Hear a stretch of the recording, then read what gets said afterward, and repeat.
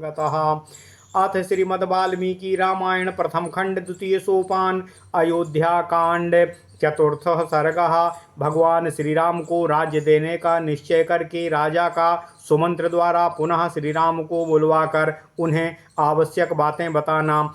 श्री राम का कौशल्या के भवन में जाकर माता को यह समाचार बताना और माता से आशीर्वाद पाकर लक्ष्मण से प्रेम पूर्वक वार्तालाप करके अपने महल में जाना। ओम नमः शिवाय, ओम नमः शिवाय, ओम नमः शिवाय। गते स्वथ नृपो भूयः पौरेषु सह मंत्रिभिः मंत्रयित्वा ततश्चक्रे निश्चयज्ञः सा निश्चयम्। स्व एव पुष्यो भक्तिः स्वोऽभिषेच्यस्तु मे सुतः रामो राजीवपत्राक्षो युवराज इति प्रभुः। ओम नमः शिवाय, ओम नमः शिवाय।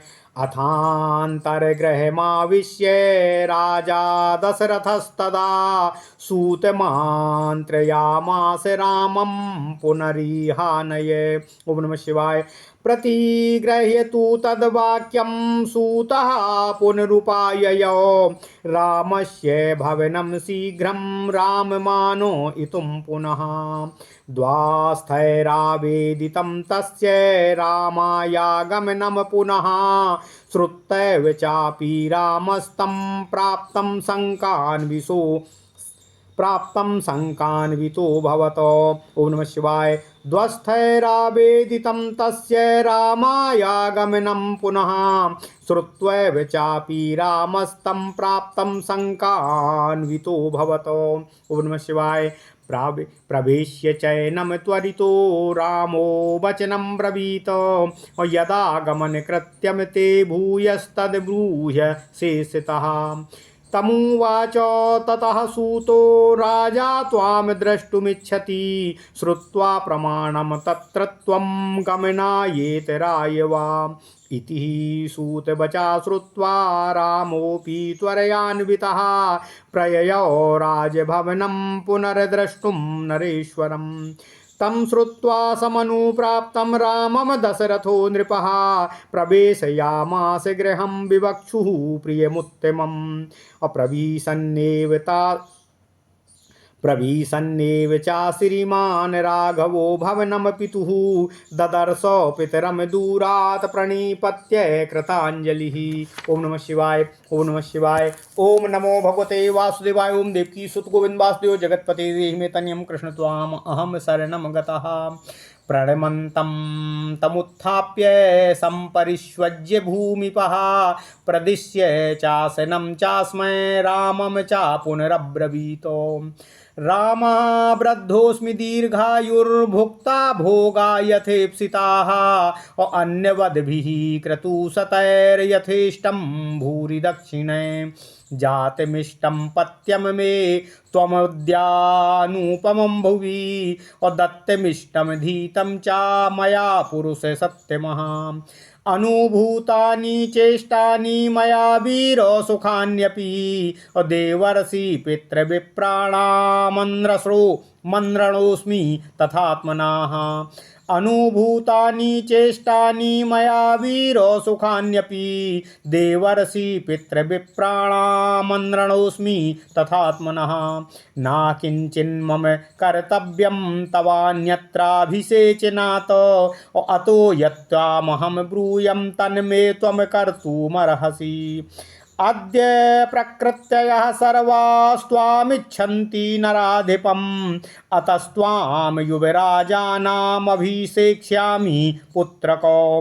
अपि चाद्याशुभान् रामो स्वप्नान् पश्यामि राघवो सनिर्घाता दिवोल्काश्च पतन्ति हि महाश्वनाः। ओम नमः शिवाय।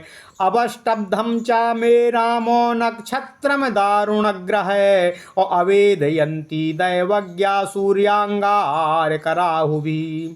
प्रायेण च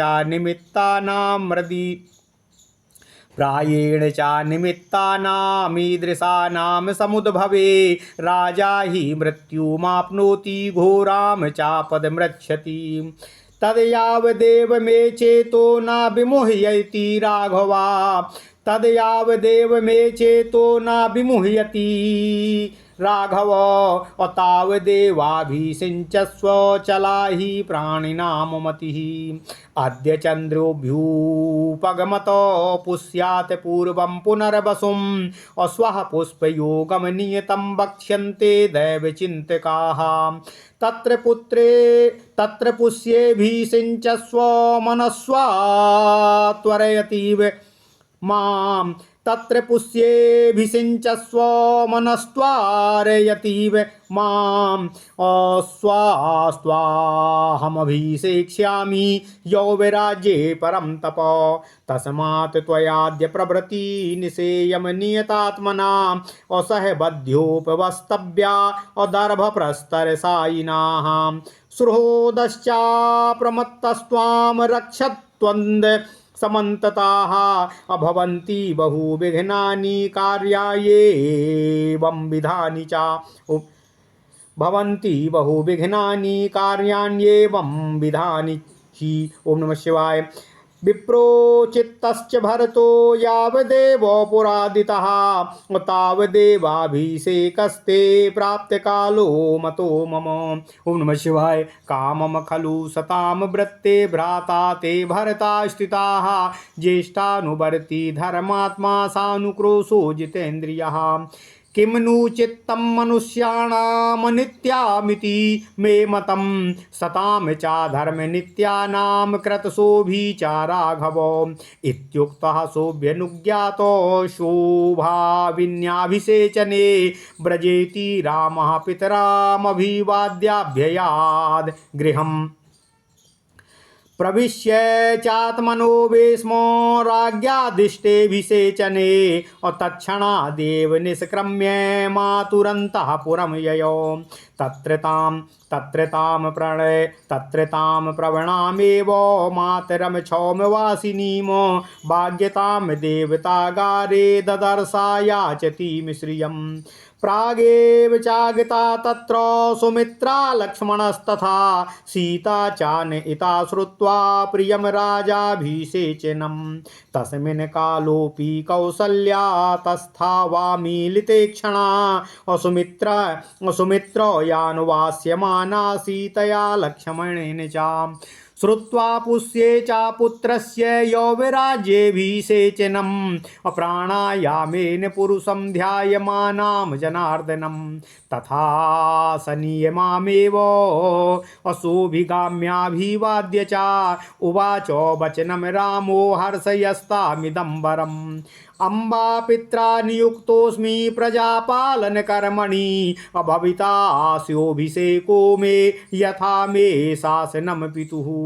सीतयाप्युपवस्तव्या रजनीयं मया सह एवमुक्तमुपाध्याय सा हि मामुक्तवान् पिताः यानि यान्यत्र योग्यानि शोभाविन्याभिषेचने तानि मे मङ्गलान्यद्य वैदेह्याश्चैव कारय एतत् श्रुत्वा तु कौसल्या चिरकालाभिकाङ्क्षितम् अहर्षबाष्पाकुलं वाक्यमिदं रामं भासत वत्स राम चिरं जीव हतास्ते परिपन्थिनः ज्ञातीन मे त्वं श्रिया युक्ताः सुमित्रायाश्च नन्दये। ओम नमः शिवाय।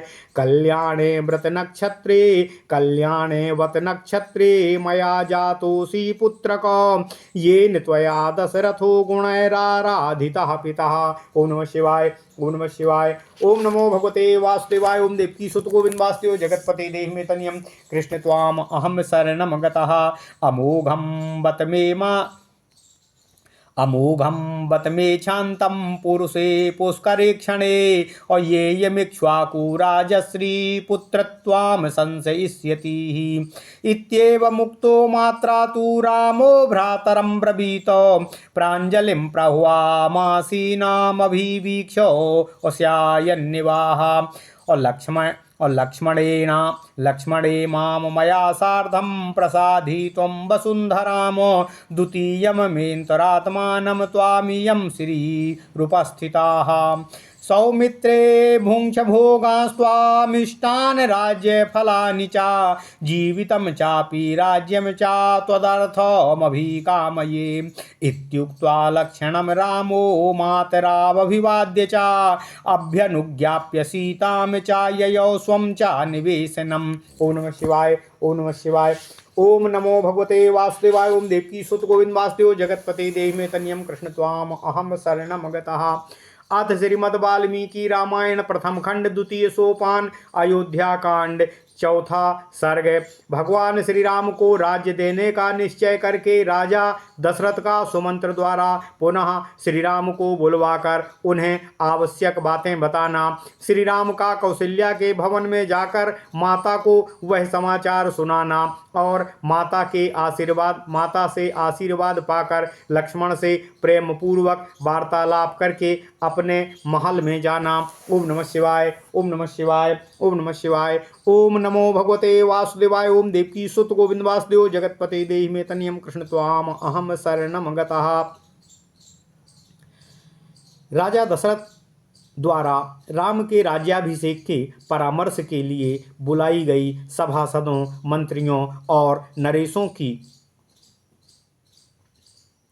सभा में भगवान श्री राम के राज्याभिषेक का अनुमोदन होने के बाद भगवान राम को दशरथ जी ने अपनी राज्यसभा में बुलवाया। राज्यसभा से पूर्ववासियों के चले जाने पर कार्य सिद्धि के योग देश काल के नियमों को जानने वाले प्रभावशाली नरेश ने पुनः मंत्रियों के साथ पुनः परामर्श करके यह निश्चय किया कि कल ही पुष्य नक्षत्र होगा और कल ही मुझे अपने पुत्र कमल नयन श्री राम का युवराज के पद पर अभिषेक कर देना चाहिए। इसके बाद अंतःपुर में जाकर महाराज दशरथ ने सूत को बुलाया और आज्ञा दी कि जाओ श्री राम को एक बार फिर यहाँ मंत्रणा के लिए बुलाकर लाओ। उनकी आज्ञा सिरोधार करके सुमंत्र श्री राम को शीघ्र ही बुला लाने के लिए पुनः उनके महल में गए। द्वारपालों ने श्री राम को सुमंत्र के पुनः आगमन की सूचना दी। उनका आगमन सुनते ही श्री राम के मन में संदेह हो गया। उन्हें भीतर बुलाकर श्री राम ने उनसे बड़ी ही उतावली के साथ पूछा, आपको पुनः यहाँ आने की क्या आवश्यकता आन पड़ी, यह पूर्ण रूप से मुझे बताने की कृपा करें। तब सूत सुमंत्र ने उनसे कहा, महाराज आपसे मिलना चाहते हैं। मेरी इस बात को सुनकर वहाँ जाने या न जाने का निर्णय आप स्वयं को ही करना है। सूत का यह वचन सुनकर भगवान श्री रामचंद्र जी महाराज दशरथ का पुनः दर्शन करने के लिए तुरंत ही उनके महल की ओर चल दिए। भगवान श्री राम को आया हुआ सुनकर राजा दशरथ ने उनसे प्रिय तथा उत्तम बात कहने के लिए उन्हें महल के भीतर बुला लिया। ओम नमः शिवाय। ओम नमः शिवाय। ओम नमो भगवते वासुदेवाय। ओम देवकी सुत गोविंद वासुदेव जगतपते देहि मे तनियम कृष्ण त्वाम अहम शरणम गतः। पिता के भवन में प्रवेश करते ही श्रीमान रघुनाथ जी ने उन्हें देखा और दूर से ही हाथ जोड़कर वे उनके चरणों में प्रणाम करते हुए पड़ गए। प्रणाम करते हुए श्री राम को उठाकर महाराज ने अपनी छाती से लगा लिया और उन्हें बैठने के लिए आसन देकर पुनः उनसे इस प्रकार कहना आरंभ किया, हे श्री राम, अब मैं बूढ़ा हो चुका हूँ। मेरी आयु बहुत अधिक हो गई है। मैंने बहुत से मनोवांछित भोग लिए हैं। अन्न और बहुत सी दक्षिणाओं से युक्त सैकड़ों यज्ञ भी मैंने संपन्न कर लिए हैं। हे पुरुषोत्तम, तुम मेरे परम प्रिय अभीष्ट संतान के रूप में मुझे ईश्वर द्वारा प्राप्त हुए हो, जिसकी इस भूमंडल में कहीं भी तुलना नहीं है, उपमा नहीं है। मैंने दान, यज्ञ और स्वाध्याय भी हर तरह से कर लिया है। हे वीर, मैंने अभीष्ट सुखों का भी बहुत अनुभव किया है। मैं देवता, ऋषि, पितर और ब्राह्मणों के तथा अपने ऋण से भी उऋण हो गया हूँ। अब तुम्हें युवराज पद पर मैंने अभिषिक्त करने के सिवा और अपने किसी कर्तव्य को अपने लिए शेष नहीं माना है। अतः मैं तुमसे जो कुछ कहूँ उस मेरी आज्ञा का तुम्हें अक्षरशः नियमतः पालन करना चाहिए। हे पुत्र, अब सारी प्रजा तुम्हें अपना राजा बनाना चाहती है, अतः मैं तुम्हें युवराज पद पर अभिषिक्त करूँगा। हे रघुनंदन, हे रघुकुल नंदन श्री राम, आजकल मुझे बड़े बुरे सपने दिखाई देते हैं, जिनमें दिन में वज्रपात के साथ साथ बड़ा भयंकर शब्द करने वाली उल्काएं भी गिर रही हैं। हे श्री राम, ज्योतिषियों का कहना है कि मेरे जन्म नक्षत्र को सूर्य, मंगल और राहु नामक भयंकर ग्रहों ने आक्रांत कर लिया है। ऐसे अशुभ लक्षणों का प्राकट्य होने पर प्रायः राजा घोर आपत्ति में पड़ जाता है और अंततोगत्वा उसकी मृत्यु हो जाती है, अर्थात वह मृत्यु को भी प्राप्त हो जाता है। अतः हे रघुनंदन, जब तक मेरे चित्त में मोह नहीं छा जाता तब तक ही तुम युवराज पद पर अपना अभिषेक करा लो, क्योंकि प्राणियों की बुद्धि चंचल होती है। आज चंद्रमा पुष्य से एक नक्षत्र पहले पुनर्वसु पर विराजमान है, अतः हे राम, निश्चय ही कल वे पुष्य नक्षत्र पर रहेंगे, ऐसा ज्योतिषी कहते हैं। इसलिए पुष्य नक्षत्र में ही तुम अपना अभिषेक संपूर्ण करा लो। शत्रुओं को संताप देने वाले हे वीर, मेरा मन इस कार्य में बहुत ही शीघ्रता करने के लिए उतावला है। इस कारण कल अवश्य ही मैं तुम्हारा युवराज पद पर अभिषेक संपूर्ण कर दूंगा। अतः तुम इस समय से लेकर सारी रात इंद्रिय संयम पूर्वक रहते हुए वधू सीता के साथ उपवास करो और कुश की शैया पर विश्राम करो। आज तुम्हारे सुहृद सावधान रहकर सब ओर से तुम्हारी रक्षा करेंगे, क्योंकि इस प्रकार के शुभ कार्यों में बहुत से विघ्न आने की संभावना बनी रहती है, आशंका बनी रहती है। जब तक भरत इस नगर से बाहर है, अपने मामा के यहाँ निवास करते हैं, तब तक ही तुम्हारा अभिषेक हो जाना मुझे उचित प्रतीत होता है। इसमें संदेह नहीं कि तुम्हारे भाई भरत सत्पुरुषों के आचार व्यवहार में स्थित हैं, अपने बड़े भाई का अनुसरण करने वाले धर्मात्मा हैं, दयालु और जितेंद्रिय हैं। तथापि मनुष्यों का चित्त प्रायः स्थिर नहीं रहता, ऐसा मेरा मत है। हे रघुनंदन, धर्मपरायण पुरुषों का मन भी विभिन्न कारणों से राग द्वेष आदि से संयुक्त हो जाता है। राजा के इस प्रकार कहने और कल होने वाले राज्याभिषेक के निमित्त व्रत पालन के लिए जाने की आज्ञा देने पर श्री रामचंद्र जी पिता को पुनः प्रणाम करके अपने महल के लिए निकल पड़े। राजा ने राज्याभिषेक के लिए व्रत पालन के निमित्त जो आज्ञा उन्हें प्रदान की थी, उसे सीता को बताने के लिए अपने महल के भीतर प्रवेश करके जब भगवान श्री राम ने वहां सीता को नहीं देखा, तब वे तत्काल ही वहां से निकलकर माता के अंतःपुर में चले गए। वहां जाकर उन्होंने देखा माता कौशल्या रेशमी वस्त्र पहने मौन हो देव मंदिर में बैठकर देवता की आराधना में लगी हुई थीं और पुत्र के लिए राजलक्ष्मी की याचना कर रही थीं। श्री राम के राज्याभिषेक का प्रिय समाचार सुनकर सुमित्रा और लक्ष्मण वहां पहले से ही आ गए थे तथा बाद में सीता वहीं बुला ली गई थीं।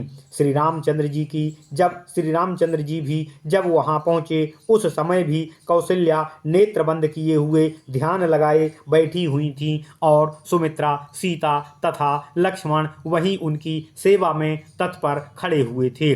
पुष्य नक्षत्र के योग में पुत्र के युवराज पद पर अभिषेक होने की बात सुनकर वे उसकी महामंगल कामना से प्राणायाम के द्वारा परम पुरुष श्री हरि नारायण का ध्यान कर रही थीं। इस प्रकार नियम में लगी हुई माता के निकट उसी अवस्था में जाकर श्री राम ने उनको प्रणाम किया और उन्हें हर्ष प्रदान करते हुए यह श्रेष्ठ बात माता से निवेदन की। हे माँ, पिताजी ने मुझे प्रजापालन के कर्म में नियुक्त किया है। कल मेरा राज्याभिषेक होगा। जैसा कि मेरे लिए पिताजी का आदेश है, उसके अनुसार सीता को भी मेरे साथ इस रात में उपवास करना होगा। उपाध्यायों ने ऐसी ही बात पिताजी के माध्यम से मुझे बताई है, जिसे पिताजी ने मुझसे कहा है।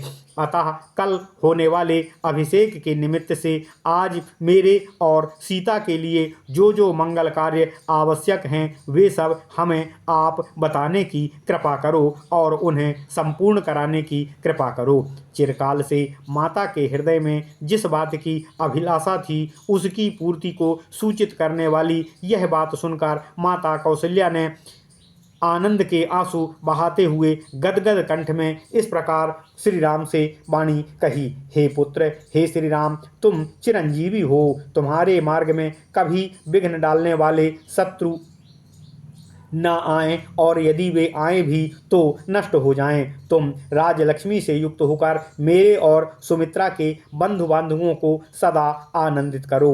हे पुत्र, हे बेटा, तुम मेरे द्वारा किसी मंगलमय नक्षत्र में उत्पन्न हुए हो, जिससे तुमने अपने गुणों द्वारा अपने पिता महाराज दशरथ को भी प्रसन्न कर लिया है। हे पुत्र, बड़े हर्ष की बात है कि मैंने कमल नयन भगवान श्रीहरि विष्णु की प्रसन्नता के लिए जो व्रत उपवास आदि किया था वह आज सफल हो गया, पूर्ण हो गया। हे पुत्र, उसी के फल से यह इक्ष्वाकु कुल की राज्य लक्ष्मी तुम्हें प्राप्त होने वाली है।